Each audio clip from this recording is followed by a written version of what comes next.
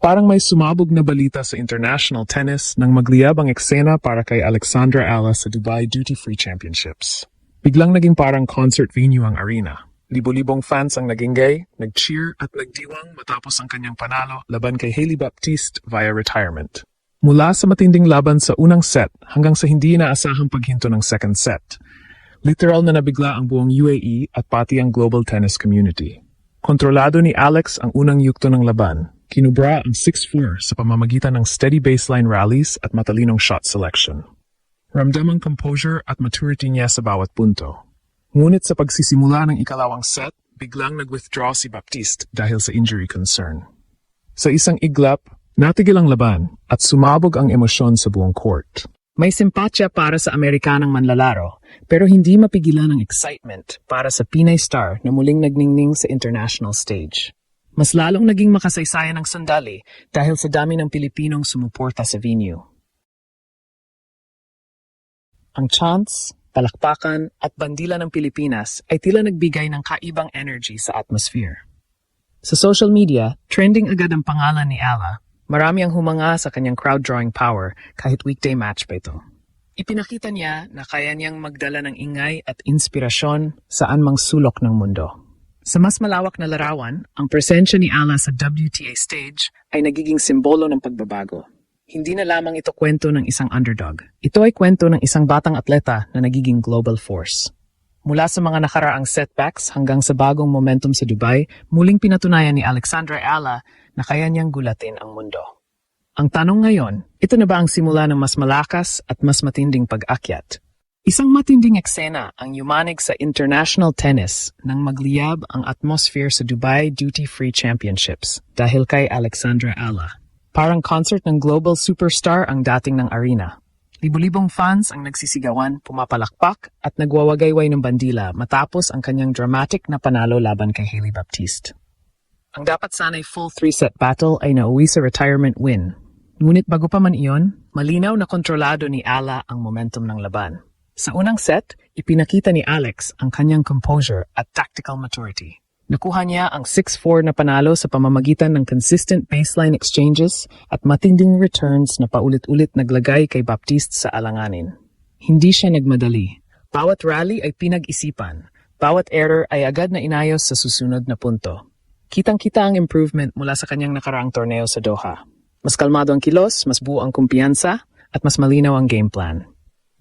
Si Baptiste naman ay hindi basta umatras.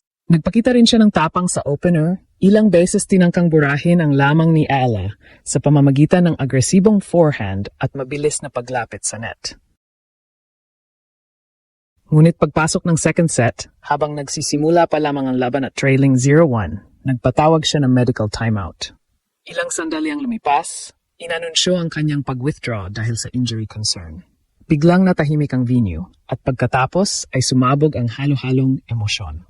May simpatya para sa Amerikanang manlalaro, ngunit hindi rin may tatanggi ang excitement para kay Ala. Ang crowd, na binubuo ng malaking bilang ng Pilipino at international supporters, ay nagdiwang ng advancement ng 20 anyos na lefty star. Ang energy sa arena ay tila nag-shift mula sa tensyon patungo sa selebrasyon. Sa social media, agad nag-trend ang kanyang pangalan at kumalat ang clips ng kanyang composed reaction at sportsmanship matapos ang laban. Hindi lamang ito simpleng first-round win. Sa isang stacked tournament na puno ng elite names, bawat hakbang pasulong ay mahalaga. Ang maagang pag-advance ay nagbibigay kay Ala ng dagdag na pahinga at mas malinaw na paghahanda para sa mas mahihirap na laban sa sunod na rounds. Higit pa rito, pinatunayan niya na kaya niyang dahin ang spotlight at pressure sa malalaking entablado. Sa kabuuan, ang opening chapter ni Alexandra Ala sa Dubai ay tunay na ginulat ang mundo. Hindi dahil lamang sa retirement finish, kundi dahil sa ipinakita niyang control, maturity, at star presence. Ang tanong ngayon, ito na ba ang simula ng mas malalim at mas makasaysayang kampanya sa disyerto? Matapos ang nakakagulat na pagtatapos ng kanyang opening match sa Dubai Duty Free Championships, mas lumawak ang usapan tungkol sa tunay na impact ng panalo ni Alexandra Ala. Hindi lang ito simpleng advancement sa draw. Ito ay sandaling nagpatunay na kaya niyang magdala ng spotlight, pressure, at momentum sa isang high-level WTA stage. Sa maikling oras na aktwal na naglaro, malinaw ang kalidad ng tennis ni Ala. Ang kanyang forehand ay may lalim at control, Ang backhand ay consistent sa cross-court exchanges at ang kanyang footwork ay mabilis at balance. Hindi siya mukhang rattled sa big stage. Sa halip, tila mas lumakas pa ang kanyang kumpiyansa sa bawat puntos na napapanalunan. Bago pa man mag-withdraw si Hailey Baptiste, hawak na ni Alex ang ritmo ng laban. Ibig sabihin, ang resulta ay hindi lamang dahil sa injury ng kalaban. May malinaw na indikasyon na siya ang mas handa at mas composed sa araw na iyon. Sa mas malaking larawan, ang ganitong klase ng panalo ay may psychological edge. Sa isang torneo na maaring magtapat sa kanya laban sa world-class contenders tulad ni Aryna Sabalenka at Iga Swiatek, mahalaga ang momentum. Ang hindi masyadong pagkapagod sa first round ay maaring maging advantage sa susunod na laban. Fresh legs, clear mind, at mataas na moral. Ito ang kombinasyong maaring magdala sa kanya sa mas malalim na run. Bukod sa performance, kapansin-pansin din ang epekto niya sa crowd at sa global audience. Ang dami ng Pilipinong sumuporta sa venue ay patunay na ang kanyang presence ay hindi na lamang pang-development story. Isa na siyang legitimate draw sa tournament. Sa digital platforms, umingay ang kanyang pangalan.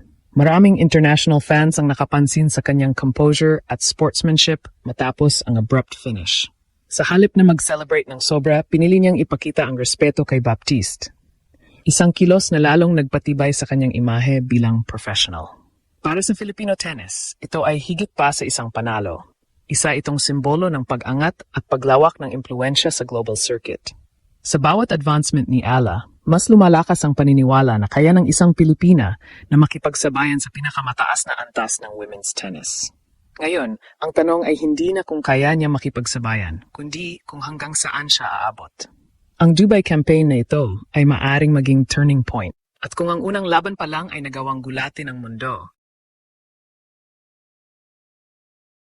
mas lalo pang umiinit ang eksena sa mga susunod na yugto. Sa kabuuan, ang kampanya ni Alexandra Ayala sa Dubai Duty-Free Championships ay nagsimula sa paraang tunay na ginulat ang mundo. Pagamat natapos ang kanyang opening match dahil sa retirement ni Hailey Baptiste, malinaw na bago pa man iyon ay hawak na ni Ayala ang momentum at kumpiyansa sa court. Ang kanyang composure, tactical discipline at maturity ay patunay na patuloy siyang nag-i-evolve bilang isang seryosong contender sa WTA stage. Higit pa sa resulta, ang malakas na suportang fans at ang global buzz na kanyang nalikha ay nagpapakita ng lumalaking impluensya niya sa international tennis. Ang panalong ito ay maaring magsilbing spark para sa mas malalim na run at mas matitinding laban sa mga susunod na rounds. Kung ito ang simula, malinaw na handa si Alexandra Ayala na hindi lamang makipagsabayan, kundi patuloy na gulatin ang mundo.